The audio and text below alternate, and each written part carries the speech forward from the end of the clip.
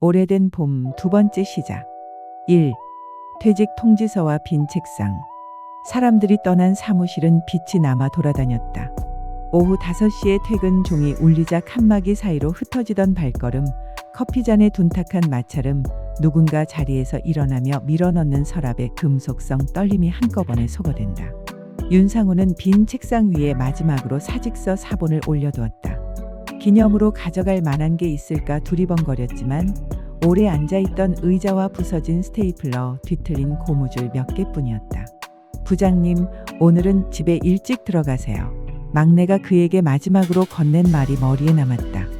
집에 일찍 들어가서 무엇을 해야 하는지 30해 넘게 일을 하며 한 번도 진지하게 생각해 본 적이 없었다. 엘리베이터 거울 속에 선 그는 어깨가 조금 내려앉은 하지만 여전히 단정한 중년 남자였다.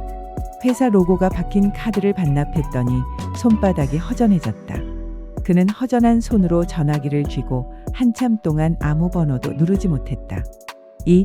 이일저일 미끄러지는 손길들. 퇴직 후 몇 달 동안 상우는 바빠 보이는 사람처럼 움직였다. 새벽에 집을 나서서 택배 분류장을 다녀오고 오후에는 지인의 부탁을 받아 온라인 쇼핑몰 재고를 정리했다. 밤에는 운전대를 잡았다.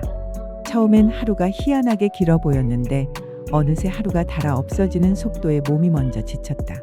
수입은 상상보다 불안정했고 나란히 살던 숫자들이 마치 비둘기처럼 휙휙 날아가 버렸다.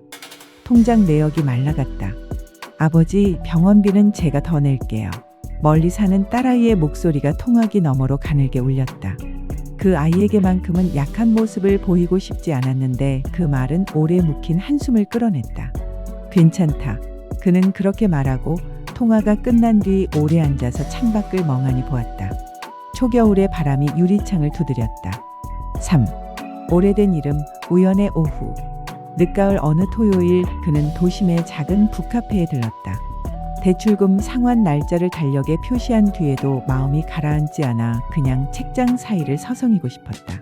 원두 향이 서서히 올라오는 동안 문이 열렸고 목도리를 단정히 두른 여자가 들어왔다. 눈이 잠시 마주쳤을 때 그는 그것이 우연의 문턱을 넘는 소리임을 즉시 알아차렸다. 정수연? 그 이름을 부르는 순간 세월이 깔끔하게 접혔다. 15해 전 같은 팀에서 함께 야근하던 여자, 가끔 커피를 바꿔 마시자며 그의 잔을 가져가던 손, 회의실 유리벽에 비치던 옆모습. 서로의 마음이 어디쯤에 닿아 있으면서도 끝내 말하지 못했던 그 시절의 미완성. 상우 씨? 그녀는 미소를 지으며 가볍게 손을 흔들었다. 정말 오랜만이에요. 4. 첫 대화, 첫 고백 아닌 고백. 둘은 창가 좌석에 마주 앉았다. 커피가 식어가는 동안 이야기는 데워졌다. 퇴직 소식, 그녀의 창업 이야기, 도시가 바뀌고 사람의 표정이 달라지는 풍경들. 수연은 작은 마케팅 회사를 차려 몇 해 사이 크게 키워냈다고 했다. 억지로 겸손해지려 하지 않는 담백함이 좋았다. 상우 씨는 괜찮아요? 그 질문 하나가 그의 방어막을 흔들었다.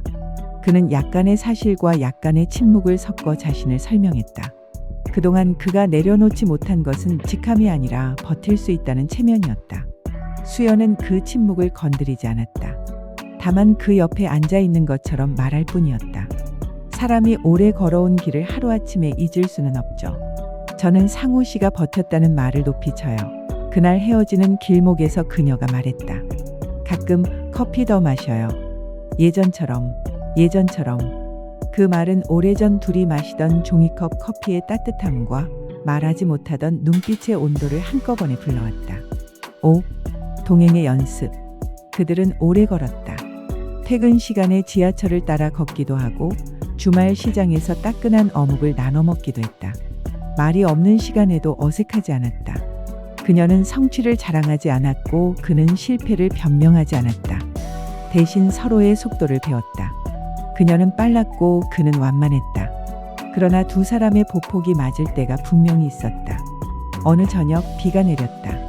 우산 하나 아래서 수연이 불쑥 물었다. 상우 씨, 그때 왜 말 안 했어요? 어떤 말? 좋아한다는 말. 그는 미소를 지었다. 당신도 안 했잖아요. 그날 그들은 비가 주는 익명성에 기대어 오래 걷고 한참 멈추고 다시 천천히 걸었다. 말은 더해졌지만 중요한 것은 말이 아니었다. 6. 자존심이라는 다루기 어려운 짐. 문제는 항상 늦게 온다. 어느 날 수연이 저녁 식사 후 계산을 하려는 상우의 손을 가볍게 눌렀다. 오늘은 내가 살게요. 다음은 다음이 알아서 하도록 하고 오늘은 내가요. 사소한 정이었지만 상우의 마음에서는 낯선 돌멩이처럼 굴렀다. 남자의 손에서 건네받은 카드를 직원에게 내밀면서 수연은 아무렇지 않았지만 돌아오는 길에 상우는 어쩐지 숨이 조금 짧아졌고 대화는 억지로 발을 맞추는 사람처럼 삐걱거렸다. 며칠 뒤 그는 먼저 연락을 뜸하게 했다. 새로 시작한 일은 여전히 변변찮았고 통장 잔액은 정직했다. 그러던 어느 날 수연이 조심스럽게 말했다. 혹시 회사 쪽 컨설팅이 필요하면 내가 연결해 줄 수 있어요. 미안하지만 그건 안 돼. 왜? 내가 아직도 할 수 있다는 걸 보여주고 싶어서. 그 말이 떨어지고 방 안에 공기가 옅어졌다. 수연은 잠시 고개를 끄덕였다. 알겠어요. 상우 씨 방식대로 가요. 그렇지만 그날 밤 그의 자존심은 베개보다 단단해서 그는 오래 누워서도 잠을 이루지 못했다. 7. 흔들리는 그림자와 직면. 겨울의 골목들이 공사판처럼 삭막해진 어느 날 상우는 거래처의 계약이 무산되었다는 소식을 받고 택시 승객처럼 어정쩡하게 서서 하늘을 올려다보았다. 구름이 낮게 깔려 있었다. 그는 오랜만에 전화를 걸었다. 저녁 가능해? 지금 가요? 수연은 그를 보자마자 표정으로 거의 모든 상황을 읽었다. 아무 말 없이 따뜻한 차를 건넸다. 상우는 망설이다가 그동안 얼버무리던 사실들을 모조리 꺼냈다. 빚의 액수, 실패한 거래, 자꾸만 자신을 뒤돌아보게 만드는 초라한 생각들. 그리고 마지막으로 도무지 사라지지 않는 자존심의 정체까지. 수연은 고개를 끄덕이며 말했다. 상우 씨, 우리는 같은 배에 탄 거예요. 누가 노를 먼저 젓느냐가 중요한 게 아니라 가고 싶은 방향을 같이 보는 게 중요하죠. 그렇게 생각할 수 있을까? 나는 그렇게 생각해요. 그러니 오늘은 내 어깨를 좀 빌려요. 그는 그 말에 겨우 숨을 길게 내쉬었다. 그날 둘은 아무 장식 없는 마음으로 서로의 침묵을 감쌌다. 허리를 기대어 앉았을 때 오래 굳어있던 마음의 근육이 풀리는 소리가 들리는 듯했다. 8. 손끝으로 전하는 약속. 그날 밤 수연의 집에 불이 늦게까지 켜져 있었다. 창문에 비치는 두 사람의 그림자는 한동안 겹쳤다가 잠시 떨어졌다가 다시 겹쳤다. 둘은 말을 줄이고 손을 늘렸다. 손등을 어루만지고 어깨에 고개를 기대고 오랜 상실을 천천히 덮었다. 상우 씨, 응, 우린 늦게 왔지만 길을 잃은 건 아니죠. 그의 대답은 말보다 확실했다. 그는 그녀의 손등에 조심스럽게 입을 맞추었다. 방 안의 공기가 부드러워졌고 창밖의 바람 소리도 낮아졌다. 그들은 오래된 겨울 끝에 난로를 켜듯 서로의 온기를 나눴다. 그렇게 둘은 깊은 밤을 지나 서로의 숨결을 베개 삼아 잠들었다. 구체적인 말은 필요하지 않았다. 필요한 것은 다만 서로의 온기, 서로를 향한 기울기였다. 9. 계단을 오르는 법. 이후의 날들은 계단 같았다. 어떤 날은 2계단을 오르고 어떤 날은 1계단 내려왔다. 수연은 일의 규모를 더 키웠지만 퇴근길에 작은 빵집에 들러 방금 구운 모닝롤을 샀다. 상우가 새로 맡은 프로젝트는 느리게 그러나 정확하게 굴러가기 시작했다. 번번이 막혔던 도면이 어느 순간 퍼즐처럼 맞아 떨어지는 밤이 있었고 클라이언트가 오히려 그에게 시간을 더 달라고 부탁하는 날도 있었다. 그는 느꼈다. 일은 자신을 다시 신뢰하는 과정이라는 것을. 둘은 합의와 타협을 배웠다. 누가 돈을 내느냐, 어떤 결정을 누가 먼저 하느냐, 그 직선 위에서 싸우지 않고 곡선을 그리는 방법을. 수연은 어느 날 이렇게 말했다. 우리 통장을 하나 만들까요? 이름은 함께 쓰는 계단. 그 이름이 좋았다. 둘은 매달 조금씩 그곳에 넣었다. 숫자가 아니라 마음의 습관을 쌓는 방식으로. 10. 그림자와 소문. 깊어가는 봄, 회사 내부에서 수연을 향한 불편한 말들이 돌았다. 성공에는 반드시 소음이 따라붙었다. 누군가는 그녀의 성취를 그녀의 배경 덕분이라 했고 누군가는 남자 문제를 슬쩍 입에 올렸다. 수연은 겉으로는 태연했지만 상우는 그 말들 앞에서 오래전 자신의 비겁함을 떠올렸다. 나는 내 사람을 어떻게 지킬 것인가? 어느 날 저녁 둘은 강가를 걸었다. 수연이 말했다. 상우 씨, 우리가 무엇이든 숨길 게 없다면 그냥 천천히 가요. 그는 고개를 끄덕였다. 숨기지 않자. 대신 흥정도 하지 말자. 무엇과 흥정하지 말죠? 우리의 존엄과. 그날 밤 둘은 서로의 등을 가만히 두드리며 잠들었다. 아무 사건도 없었지만 가장 중요한 일이 일어난 밤이었다. 마음의 방향이 안쪽으로 단단해졌다. 10일 청혼. 여름 초입. 상우는 새벽부터 도시를 걸었다. 8시 정각에 문을 여는 오래된 음방 앞에서 그는 작은 반지를 하나 샀다. 값비싼 것도 화려한 것도 아니었다. 그가 오랫동안 모아둔 아주 사적인 돈으로 살 수 있을 만큼의 반지였다. 포장을 받아 들고 나오는데 손이 가볍고 심장이 묵직했다. 그날 저녁 수연의 집 옥상에서 둘은 수박을 잘라 먹었다. 어울리지 않는 수박칼과 반지 상자가 같은 탁자에 놓여 있었다. 수연, 그녀가 고개를 들었다. 우리 계속 같이 걸을래? 내려갈 때도 올라갈 때도. 그는 상자를 열었다. 반지가 저녁 노을을 한번 감았다. 수연은 웃었다. 그 웃음은 수박보다 달았다. 그래요, 상우 씨. 우리 같이 걸어요. 12. 결혼식. 결혼식은 아주 작았다. 하객은 가까운 20명 남짓. 수연은 간단한 흰 원피스를 입고 상우는 잘 다려진 회색 양복을 입었다. 서로의 손이 닿자 오래 준비한 문장이 단 한 문장으로 정리됐다. 우리의 늦은 봄을 축복합니다. 식이 끝난 뒤 둘은 강가의 작은 카페로 갔다.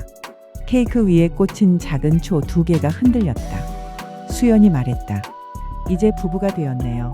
상우가 대답했다. 이제부터 진짜로 둘의 이야기가 시작인 것 같아. 그날 밤 둘은 신혼여행을 특별히 먼 곳으로 가지 않았다. 다만 오래전 두 사람이 야근 뒤 종종 들르던 회사 근처 작은 공원의 벤치에 앉았다. 밤 공기 속에서 서로의 어깨에 자연스레 기대고 말을 한참 쉬다가 다시 짧은 말들을 꺼냈다. 고마워. 내 편이라서. 이제 우리. 13. 살림의 기술. 결혼 후의 생활은 놀랄 만큼 소박했다. 아침엔 수연이 물을 끓이고 상우가 토스트를 굽는다. 주말이면 장을 보고 장바구니 속 잎채소가 조금 시무룩해지면 수연은 말한다. 이 친구들도 우리처럼 오후가 필요해. 그리고 냉장고에서 나와 작은 접시 위에 햇볕처럼 올려놓는다. 문제도 있었다. 서로의 오래된 습관이 작은 파문을 만들었다. 상우의 침묵은 때때로 수연을 불안하게 했고 수연의 빠른 결정은 가끔 상우를 호흡 짧게 만들었다. 그러나 이제 그들은 안다. 문제는 누구의 잘못을 가리키는 손가락에서 해결되지 않는다는 것을. 둘은 다툰 뒤에도 같은 테이블에서 밥을 먹었다. 우리 밥은 같이 먹자. 그 규칙 하나가 두 사람을 다시 앉게 했다. 밤이 깊어지면 둘은 서로의 손끝을 잡고 하루를 덮었다. 묵직한 말 대신 가벼운 입맞춤과 어깨의 온기가 일을 했다. 그건 그들이 선택한 방식의 친밀함이었다. 조심스러우면서도 분명한, 말하지 않아도 알 수 있는, 서로를 탐하되 마침내 서로를 지키는 방식. 14. 작은 폭풍, 큰 맑음. 결혼한 지 6달쯤 되었을 때 상우의 프로젝트가 한번 크게 흔들렸다. 외부 변수로 일정이 엉키고 비용은 늘어갔다. 그는 한밤중까지 계산서를 들여다보며 고개를 붙잡았다. 그 모습을 본 수연이 조심스레 의자를 끌어왔다. 도와줄까요? 아니, 괜찮아. 괜찮지 않아 보여요. 그래도 이번엔 내가 해내고 싶어. 그럼 옆에서 같이 밤새줄게요. 그녀는 커피를 내리고 그는 도면을 펴고 둘은 같은 식탁 위에서 다른 일을 했다. 새벽 3시 상우가 펜을 내려놓았다. 됐다. 수연이 웃었다. 봤죠? 같이 있으면 밤도 짧아져요. 말은 농담이었지만 그 말은 둘의 밤을 실제로 짧게 만들었다. 다음 주 프로젝트는 예상보다 좋은 방식으로 전환되었다. 상우는 그날 현장 근처에서 꽃집을 찾아 작은 장미 5송이를 샀다. 집에 돌아오자마자 수연의 책상에 살짝 올려두었다. 5송이 6달째 하루하루 함께 해줘서. 15. 고백의 계절. 가을이 다시 왔다. 북카페의 창가에는 새로운 잡지가 놓였고 그 자리에 앉은 사람들의 표정도 바뀌었다. 어느 토요일 그들은 처음 만났던 그 북카페로 다시 갔다. 의도한 일은 아니었지만 발걸음이 그곳으로 향했다. 우리가 처음 마주 앉았을 때 기억나요? 당연하지. 상우가 웃었다. 그때 당신 목도리 색이 뭐였는지는 기억 안 나지만 목소리의 온도는 기억나. 사람은 결국 온도로 기억되는가 봐요. 그녀가 그의 손을 잡았다. 손은 익숙한 모양을 찾아 자연스럽게 깍지로 엮였다. 그날 밤 집으로 돌아와 불을 낮추고 둘은 조용히 서로에게 기댔다. 말로 풀 수 없는 것들이 피부의 언어로 전해졌다. 격렬하지 않아도 그들에겐 충분히 깊었다. 그는 그녀의 이마에 천천히 입을 맞추고 그녀는 그의 가슴에 귀를 댔다. 심장은 그들이 걸어온 시간을 또박또박 세고 있었다. 두 사람은 다시 한번 밤을 지나는 법을 서로에게서 배웠다. 16. 에필로그 두 사람의 밤. 몇 해가 더 흘렀다. 사계절이 반복될수록 둘은 자신의 속도를 더 잘 알게 되었다. 한 번은 굵은 비가 내리던 날 전기가 잠시 나갔다. 방은 어둡고 창밖은 요란했다. 수연이 낄낄 웃으며 말했다. 우리 촛불 켜요. 갑자기 신혼 같다. 상우가 성냥을 켰다. 작은 불씨가 방 안을 돌다가 촛불에 옮겨 붙었다. 둘은 나란히 앉아 속삭였다. 우린 참 늦게도 왔다. 늦게 왔지만 우리가 올 곳으로 왔어. 그는 손을 뻗어 그녀의 손을 감싸쥐었다. 여러 풍랑을 넘어 살아남은 손과 손. 그 손들이 결국 만든 것은 눈부신 성공도 요란한 장식도 아니었다. 다만 서로의 방 한 칸, 식탁 한쪽, 밤의 작은 안식처였다. 세상은 계속 흔들리겠지만 그 방은 서로를 잃지 않기 위해 약속한 온도로 매일 다시 데워졌다. 그 온기는 화려하지 않으나 끈질겼고 조용하지만 굳건했다. 두 사람은 그 온기 속에서 잠들고 깨어났다. 이따금 깊은 새벽에 함께 깨어 말없이 서로를 끌어안았다. 오래된 겨울 끝에 켠 난로 앞처럼. 그리고 다음날 아침이면 토스터에서 빵이 튀어 오르는 소리와 주전자의 숨소리 사이로 그들은 같은 말을 나누었다. 오늘도 같이 걸어요.